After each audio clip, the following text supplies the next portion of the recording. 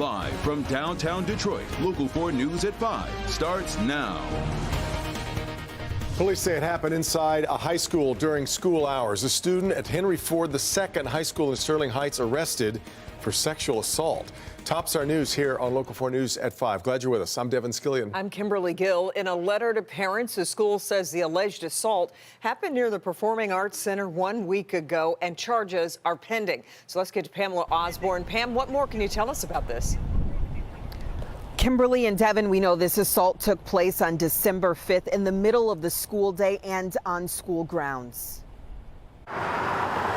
Sterling Heights police confirm they are investigating a sexual assault that took place at Henry Ford II High School on Tuesday of last week. It happened near the school's Performing Arts Center at 1:30 in the afternoon during the school day. We're told evidence was collected. That evidence led to the arrest of a minor suspect who was arrested and is being held at the Macomb County Juvenile Detention Center. Utica Community Schools declined to comment any further on the matter, but shared with Local 4 the letter that went home to parents informing them of the assault. It says as soon as the district became aware of the allegations, they immediately contacted law enforcement, adding, quote, "We are cooperating fully with the authorities as they investigate what appears to be an isolated incident. Since the investigation is ongoing, we are not able to provide any details or speculate any further." Utica Community Schools is also doing their own investigation into this. They wanted to emphasize that they are providing support to students and parents who need it at this time. I did check in with the Macomb County Prosecutor's Office to see if charges have been filed. That has not yet happened. We'll let you know just as soon as it does. For now, reporting live tonight, I'm Pamela Osborne, Local 4. Okay, Pamela, thank you.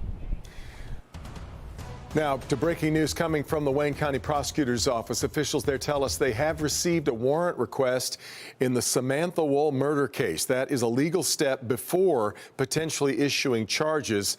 Of course, Wall, as you probably know by now, was stabbed to death in late October. Police did make another arrest back in November. That person was later released. We're going to keep a close eye on this. We'll have updates just as soon as they come into us.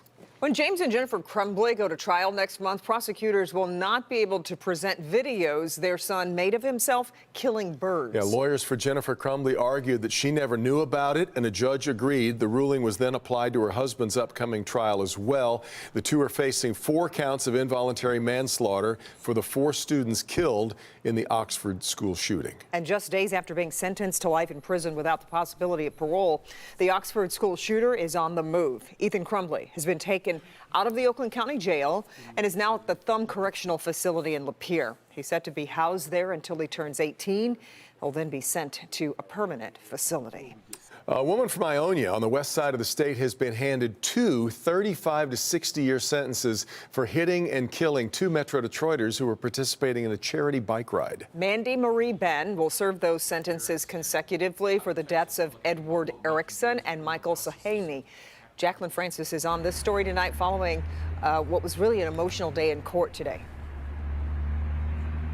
It's taken about 1.5 years to get here, but finally some justice for those families, many of them speaking out at that emotional hearing today.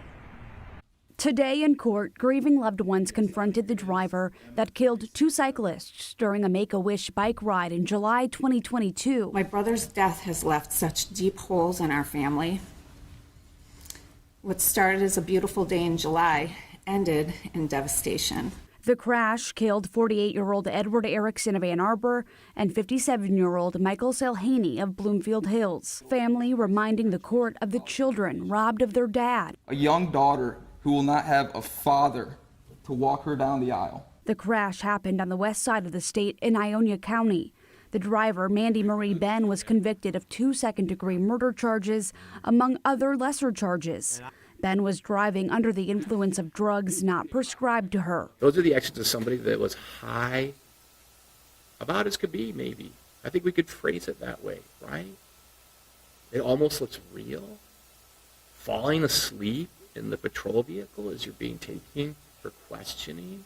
In addition to the 2 killed, 3 others were hurt, one of them addressing the court today. Every day I look in the mirror, I'm reminded by the crash. Physically, I have scars on my left arm and leg that will never be gone, caused by the debris from your RAV4. after giving an emotional apology. From the bottom of my heart, I am very sorry. Ben was sentenced to 2 consecutive 35 to 60-year terms for her actions, likely spending the rest of her life behind bars. The judge hopes with this sentence that it will deter others from getting behind the wheel impaired. Reporting live tonight, Jacqueline Francis, Local 4. Okay, Jacqueline, we appreciate it. A Detroit woman is facing assault charges after being accused in late November of a stabbing along I-96. Police say 34-year-old Jasmine Bailey was involved in a road rage incident when she stabbed another motorist in the arm. Bailey was arrested over the weekend and is now facing felony charges, including assault with intent to murder. She was given a $100,000 bond. Ukrainian President Volodymyr Zelensky is in Washington today pleading for more aid in his country's fight against Russia. And right now that aid is caught up in a political battle between Republicans who want policy changes on immigration and a White House that says Ukraine needs the money now. And now some congressional leaders are warning a deal may not get done before the end of the year. Well, Mr. President. In a make-or-break moment for his country, Ukrainian President Volodymyr Zelensky is returning to Washington to make his case for why the U.S. should keep standing with Ukraine against Russia. And I'd like to thank American partners for the support. President Biden invited Zelensky to the White House in a bid to secure lawmaker support for a floundering national security package that ties aid for Ukraine and Israel to money for the U.S. southern border. Mr. President, I've called on Congress to do the right thing. On Capitol Hill, in a meeting open to all senators, the Ukrainian president adamant his country will win with U.S. support, while making clear, if we lose, Putin wins. And this will be very, very dangerous for the United States. But after a one-on-one meeting with Zelensky, Republican House Speaker Mike Johnson appeared unmoved, saying he needs clarity on the plan for victory and oversight of U.S. taxpayer dollars. And we needed a transformative change at the border. Thus far, we've gotten neither. Bipartisan negotiators are working for compromise but remain far apart, with Republicans demanding major policy changes to curb high levels of illegal border crossings, while Democratic members of the Congressional Hispanic Caucus are warning against harsh restrictions on asylum claims. Immigration reform, long one of the most vexing issues for Congress, now holding up urgent aid for U.S. allies. The White House warning Ukraine will run out of ammunition by the end of the year. Lawmakers running out of time as they prepare to head home for the holidays. So the White House is reaching out to members of Congress in hopes of finding a compromise, but several leading lawmakers are indicating it does look increasingly unlikely that the deal will happen by the end of this year. All right, let's turn our attention to the weather now. How about a live look outside? Look at the lights on the Michigan Central Station as we look at the scene in Corktown.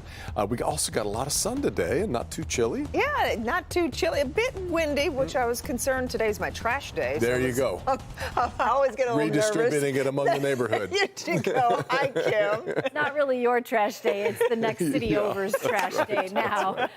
We've got temperatures in the low 40s, 41 downtown, upper 30s in Mount Clemens and Monroe, 38 at the airport. A little cooler out in Howell, where it is already dropped down to freezing at 32 degrees. It's slightly warmer than it was yesterday by about 5 to 7 degrees. 5 degrees warmer in Mount Clemens, City Airport, Grosse Ile, and Monroe. So hanging on to the warmer air on the east side, and then about the same as where we were over on the west side. It was certainly a windy day today. Here are the peak wind gusts as we expected. A few cities did reach wind gusts over 30 miles per hour.